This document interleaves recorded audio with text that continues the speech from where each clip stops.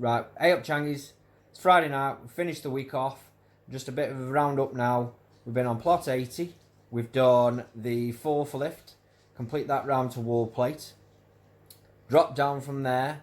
We went on to plot 92 double garage. That was at wall plate, so we took it up and did the cut-ups left side and the right side and boxed that off. We went across to plot 86 and we've been working on a first lift for the rest of the week. So Monday was plot 80 up until just after dinner time. Then we went on the gables, started one of those, got that up and jumped onto the right hand side. Got a few courses on that. Tuesday we got the right hand side up.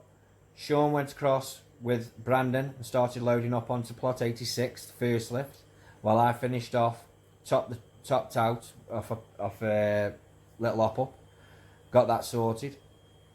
Then I went across to them, we finished off loading out, and then we got all the profiles set up Wednesday. After dinner, got out, started laying on the right side, got the right side up, did the dental course, and got so many courses on that right side. Then yesterday, we finished about 8 courses, I think, on the right side. Then we pulled in all the back, the left side, and some of the front, up to the front door. We pulled that up for 12 courses. We got to the windows.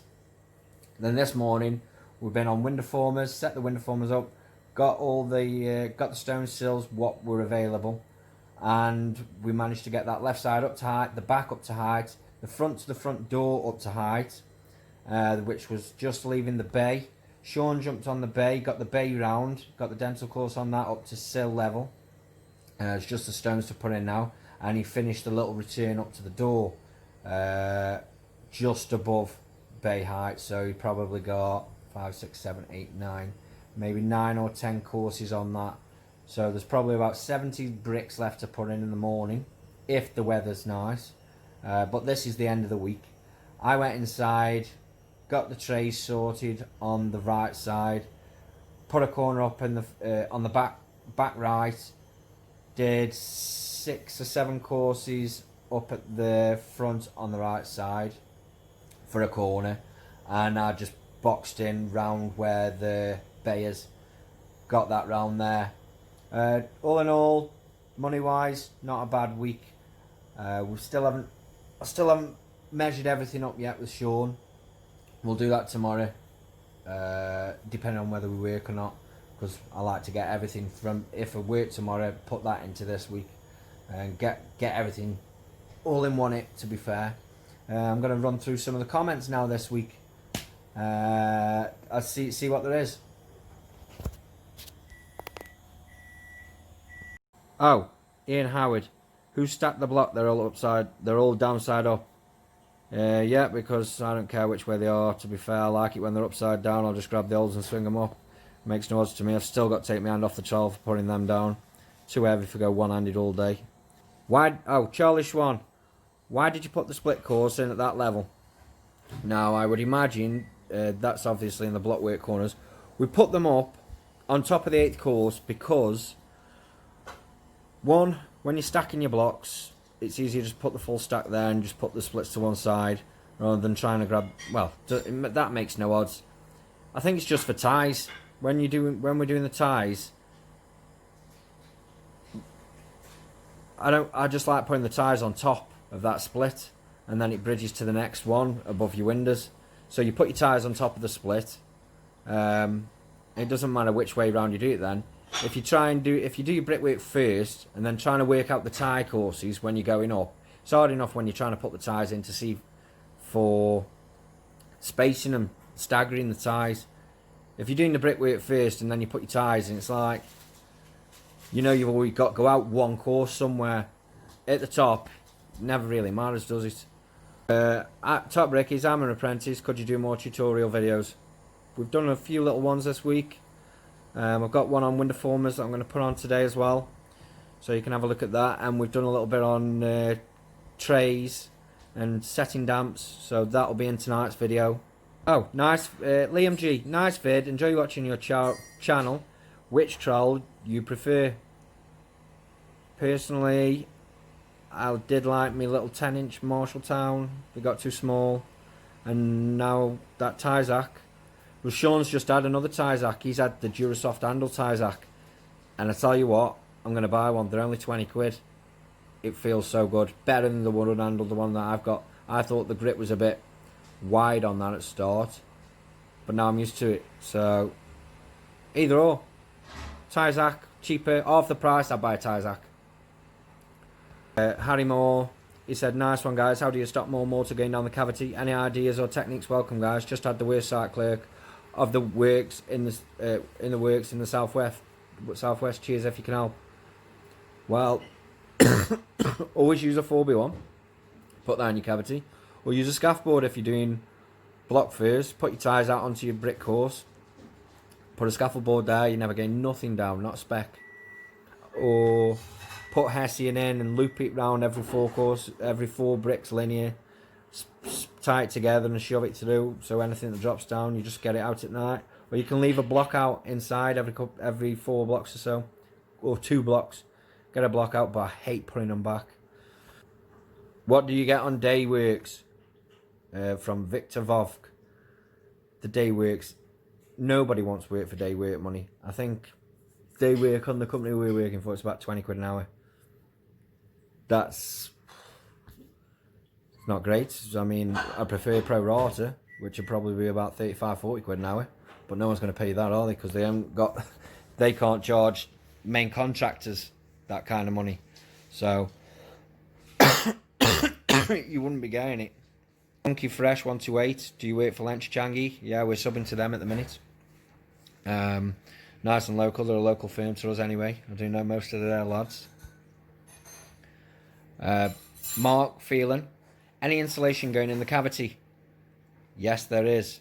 The insulation goes in after it gets blown in. They normally drill a hole in the blackwork internally and pump it into the building. Someone asked, how do you get the 4x1 back out of the cavity? With your hands. You just pull it out. I don't even know what that comment's about. Chris Sullivan, what's the hand sign you are giving? Are you tick gangster? No, that just means hang loose. Callum Challoner. Chal, is that full name Challoner? And what part of the UK are you round Birmingham area? Malcolm and Perth, Western Australia. Well, Malcolm and Perth, from Stoke-on-Trent. I did answer you in the replies, and it's Challinor, not the same as you. But yeah, it's all comes from the same name, Challoner, Challinor, and I think it's French for sheep maker.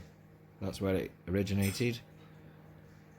Fred Howarth, them dory blocks are like rocking. They are the BT ones. You can't get any stock, but the long-sided dory blocks, the long arm ones, they are the dogs. Much better than any other type. Even the standard BT dory block, they are the ones. If I was ever going to buy any, get them. Get 3 of them. You're sorted for years. Fred Howarth, I used the WHS 10-inch broad eel short handle. I've been using pick and dip, and I was leaving a bed a bit skint, so I'm still working on it. So I'm using a hybrid technique. I've been hard carrier for years, but on lane more frequently now, and hoping to get assessed. These videos really help. Well, fair play to you, Shag. One thing I can never understand is why labourers have been around bricklayers for years and years, and you ask them if they can lay, and they still don't get on the trowel. I do know one bloke who, well, apparently used to be a labourer, and then he picked it up. John Dwyer, his name was, a Scouser. And I tell you what, not a bad trowel, and I think he was a labourer before that. But yeah, why more labourers don't pick up the trowel and start putting some bricks in is beyond me, because they know what kind of money you earn. So it's just daft, isn't it? And it's not like they got to go to college. Just get your loading out done, get your muck done, and get on the trowel, same as anyone else would. Golden trowel. How does it work with an apprentice in the UK? Who employs him and who pays him? Is he provided by the builder, or is he employed directly by you? Well, our apprentice is employed directly by Lench, and the simple reason is I asked one of the directors if he'd sort me an apprentice out, and he came up with the goods before I could. So that's good for them, good for us. Plus, you need employers' liability insurance and a few different bits and bobs and payroll setting up. So to do all that, it's a bit of a pain in the arse. Where the main subby for us, they've got all that kind of stuff set up, so it works good. Mr. Flinny 2. Great to see you've taken on lad. Get him set up in the backyard using bricks and whatever mix. Yeah, I've already asked Brandon and he's already got some bricks at home ready. So that's how eager he is. He's going to be practicing, obviously, if it doesn't rain this weekend. Daniel Rawson. Why are two people in a corner just in each other's way? We prefer it. I like being close to Sean. You know what I mean? I just like his smell. Are you with me, Ken? A lot of people saying they've never seen a dental course this low on the buildings that we're on now. The whole site's the same. And to be fair, I haven't seen a lot like that either. Blockwork. This is the ASA 1972. What has happened to the internal blockwork on the peaks? They not bother with it anymore. You know what? We left Expomet reinforcement out to pick the pillars up. They've been left below the scaffold, the bird cage. And then I've asked the contracts manager, and he says they finish at plate anyway, so they get someone just to go back on day work and do them. So we'll just have to go back and cut the Expomet out and joint up. So that I can't understand why they don't take them all the way up, but they don't. Mark Butler, buy a bucket, your tight gets. We've got buckets.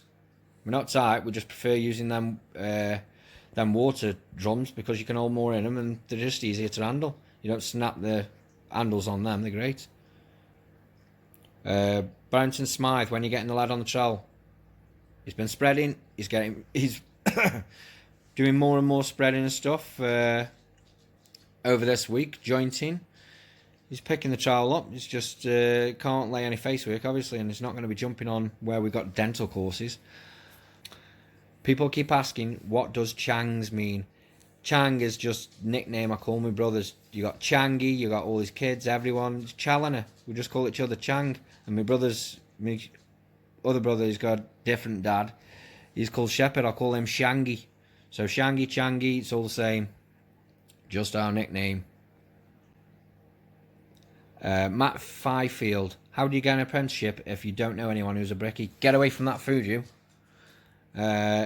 Ring up a bricklaying subcontractor and see if they want to set on any apprentices. Simple as that. Pick up the phone. You don't need no bricklayer.